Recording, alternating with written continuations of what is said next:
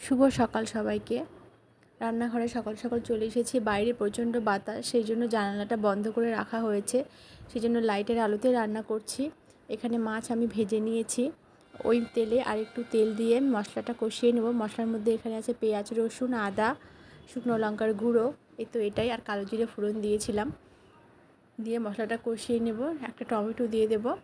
আর আজ আমি মাছের ঝোল করব, রুই মাছের ঝোল করব সজনে ডাঁটা দিয়ে। এই সজনের সিজনে প্রথম আজকে মাছের ঝোল সজনে ডাঁটা দিয়ে আমি করছি, ভালো লাগে খেতে।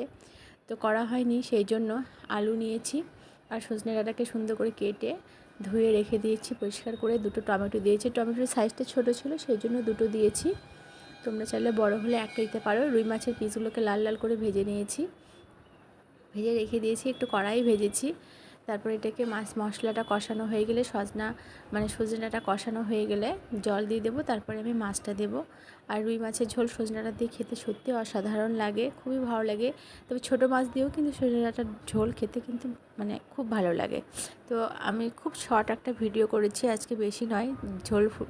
ঝোলের মধ্যে আমি মাছ দিয়ে দেবো। তো ফুটে উঠলে ঢাকা দেবো, ঢাকা দিয়ে তুলে নিলেই আমার রেডি। নামানোর আগে একটু, আমার ঘরে আজকে ধনেপাতা আছে সেই জন্যই ধনেপাতা দেবো, না থাকলে দেওয়ার কোনো দরকার নেই। দিয়ে নামিয়ে নেব। তো আমার ফাইনাল লুকটা তোমাদের সঙ্গে আমি শেয়ার করছি, যে হয়ে এসেছে। এবার ধনেপাতা দিয়ে নামিয়ে নেব। তো একদম সিম্পল রান্না, আমি যেভাবে বাড়িতে রান্না করি তোমাদের সেভাবে দেখানোরই চেষ্টা করি, কোনো এক্সট্রা কিন্তু আমি দেখাই না। তো এটা আমার ফাইনাল লুক। খেতে দুর্দান্ত হয়েছিল। তোমরা একবার হলো আমার মতো করে ট্রাই করো। টাটা, সবাই খুব ভালো থেকো।